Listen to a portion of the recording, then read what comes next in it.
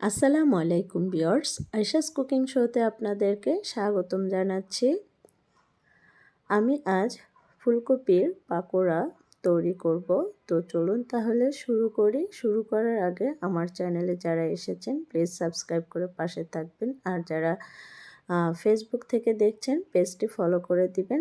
তো আমি ফুলকপি হালকা সিদ্ধ করে নিয়েছি, সিদ্ধ করে ঠান্ডা করে নিয়েছি।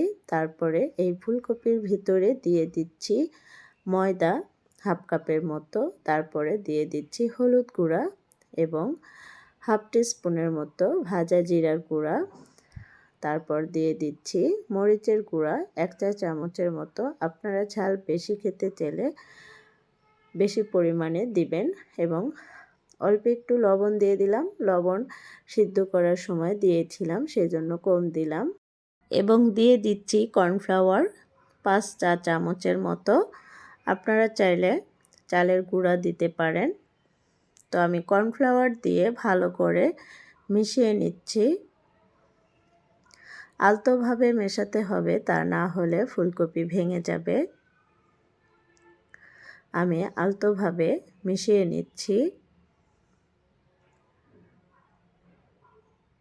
তো এরপরে দিয়ে দিচ্ছি অল্প একটু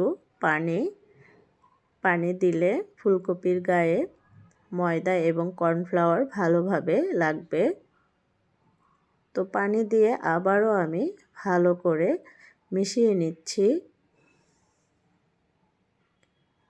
আপনারা চাইলে এই কর্নফ্লাওয়ার এবং ময়দা গোলা করে তারপরে ফুলকপি চুবিয়ে তেলে ভাজতে পারেন। তো ভিউয়ার্স, আমার ফুলকপি মাখানো কমপ্লিট। এবার আমি এই ফুলকপি তেলে ভাজবো। তো তেলে ভাজার জন্য আমি কড়াইতে তেল দিয়েছি, সরিষার তেল দিয়ে ভাজতেছি। আপনারা চাইলে সয়াবিন তেল দিয়ে ভাজতে পারেন। তো আমি তেলের ভিতরে একে একে সব ফুলকপি দিয়ে দিচ্ছি। আমি মিডিয়াম হিটে এই ফুলকপি ভেজে নিচ্ছি।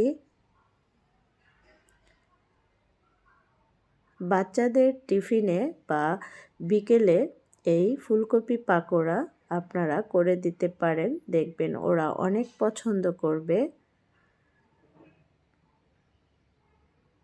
তো ভিউয়ার্স, আমার ফুলকপি ভাজা হয়ে গেছে, দেখুন একদম মুচমুচে হয়েছে। এভাবে আমি সবগুলো পাকোড়া ভেজে নিব। তো আজকের মতো এখানেই বিদায় নিচ্ছি। আসসালামু আলাইকুম, আল্লাহ হাফেজ।